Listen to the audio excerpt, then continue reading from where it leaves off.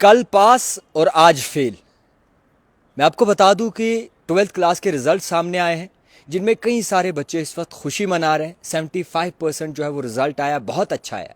लड़कियों ने एक बार फिर से जो अपना नाम रोशन किया है और लड़कों को पीछे छोड़ा है। मगर उसी बीच कई सारे पेरेंट्स हमें फ़ोन कॉल कर रहे हैं और वो ये कह रहे हैं कि जनाब कल जो रिज़ल्ट आया कुछ चंद लम्हों के लिए आया, उसमें स्टूडेंट को पास दिखाया गया, और आज जो रिजल्ट्स आए उसमें फेल दिखाया गया। और उसमें सबसे अलग बात यह है कि एक स्टूडेंट आज जो पास हुए हैं, मान लीजिए कि मैं भी पास हुआ हूं और मेरे साथ जो दोस्त है वो भी पास हुआ है, दोनों को मार्क्स एक सब्जेक्ट में बिल्कुल सेम है, मगर एक सब्जेक्ट में मुझे फेल रखा गया है, उसे पास रखा गया है। यानी कि दो सब्जेक्ट सेम मार्क्स, एक फेल एक पास, इस तरीके का मामला सामने आया है। कई सारी जगहों से हमें फ़ोन कॉल सामने आए, कई सारी जगहों से बच्चों ने जो है वो स्क्रीनशॉट डाले, कई सारे पेरेंट्स की जानिब से जो है वो इस बात का खुलासा किया गया कि आखिरकार ऐसे किस तरीके से हो सकता है। मैं आपको कुछ फ़ोटोज़ भी दिखाने की कोशिश करूँगा, स्क्रीनशॉट भी दिखाने की कोशिश करूँगा। ये देख सकते हैं आप, जिसमें साफ़ तौर पर नज़र आता है। देखिए, जैन आरिफ, अगर आप इसको देखते हैं तो इसको 20 मार्क्स हैं फिज़िक्स में, इसको 10 यहाँ, 20 यहाँ, टोटल 50 ये पास है। अब इसी के साथ आप दूसरा जब आप देखेंगे 23, 10, 02, 53 फेल। ये देखिए, ये पास ये फेल। तो इस तरीके के मामले सामने आ रहे हैं। जेके बोस की जानिब से हाल ही में 12th क्लास के नताइज सामने रखे गए और 12वीं जमात के जब नताइज आए तो तमाम बच्चों ने अपने नताइज चेक किए। हालांकि कल रात शाम को भी ऐसा हुआ, देर गए शाम को भी नताइज डिक्लेयर किए, रिजल्ट डिक्लेयर किए। कुछ वक्त बाद लिंक खुद ही बंद हो गई। उसके बाद आज फिर से नताइज सामने आए और आज बच्चे जो है फेल हैं उसी सब्जेक्ट में जिस सब्जेक्ट में कल पास थे। और आज जो हैं बच्चे same marks same subject, physics marks same subject, मगर एक बंदा पास है और एक बंदा फेल है। तो क्या कुछ आखिरकार हो रहा है, ये समझने के लिए जो है हम कासिर हैं और उम्मीद करते हैं कि इन बच्चों के साथ इंसाफ होगा, क्योंकि काफ़ी सारे ऐसे बच्चे हैं जिन पर जहनी तौर पर दबाव बन रहा है, जिनको जहनी तौर पर प्रेशर हो रहा है। क्योंकि इस तरीके से अगर रिजल्ट आते हैं तो एक कन्फ्यूजन, एक क्योस पैदा हो जाता है कि आखिरकार एडमिनिस्ट्रेशन किस तरीके से चला रही है निज़ाम, क्यों आखिरकार एक को फेल मार्क्स सेम, एक को फेल एक को पास रखा गया। और ये करीबन फ़िज़िक्स में ये मामला सामने आया, फ़िज़िक्स के सब्जेक्ट में, बायोलॉजी के सब्जेक्ट्स में जो है ये मामला सामने आया, केमिस्ट्री के सब्जेक्ट्स में ये मामला सामने आया है, जिसमें सेम सब्जेक्ट मार्क्स भी सेम, मगर एक को पास रखा गया, एक को फेल रखा गया। तो किन बुनियाद पर रखा है? रिज़ल्ट बनाने वालों ने आखिरकार कौन सी तकनीक अपनाई है?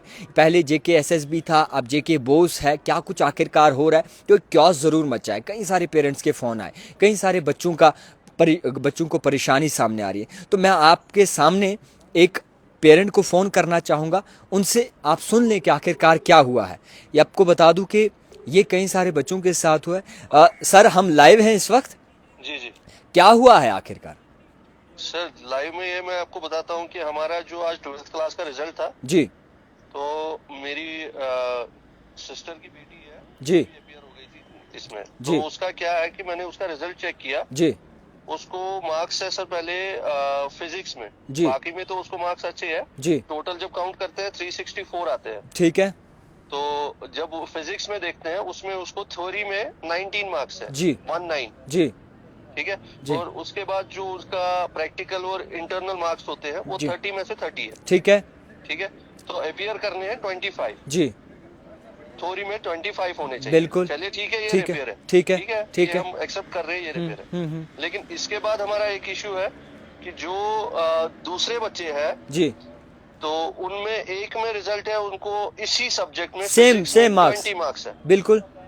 तो थ्योरी में उनको 30 है, लेकिन ये जो इनका जो थ्योरी है, थ्योरी में 20 मार्क्स है और प्रैक्टिकल और इंटरनल में 30 मार्क्स, ठीक है, ठीक है। तो वो पास है, जी ठीक है। जी उसके बाद मैंने दूसरे का चेक किया, उसका 23 है थ्योरी में, जी, और ये जो इनका प्रैक्टिकल और इंटरनल है उसमें 30 है, हो ठीक, गया 53। ठीक है। वो फेल है। हम्म। जिसका 50 काउंट करते हैं वो पास है, जी। और जिसका 53 आ रहा है वो फेल है।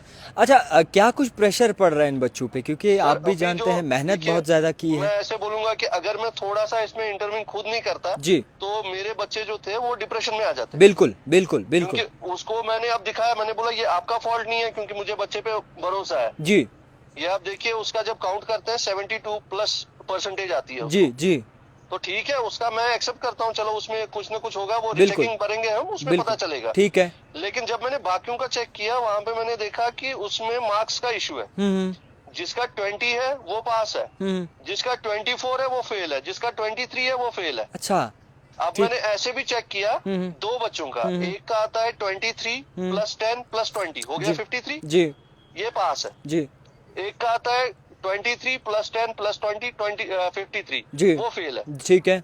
तो एक बच्चे का भी मार्क्स 53 है, वो पास है, एक बच्चे का मार्क्स 53 है, वो फेल है। अच्छा, आपने किसी से कांटेक्ट करने की कोशिश की या फिर हायर अथॉरिटी से बात करने की कोशिश देखिए की? सर, जिनको भी फोन करते हैं उनका फोन अभी बिजी आ रहा है। ठीक है।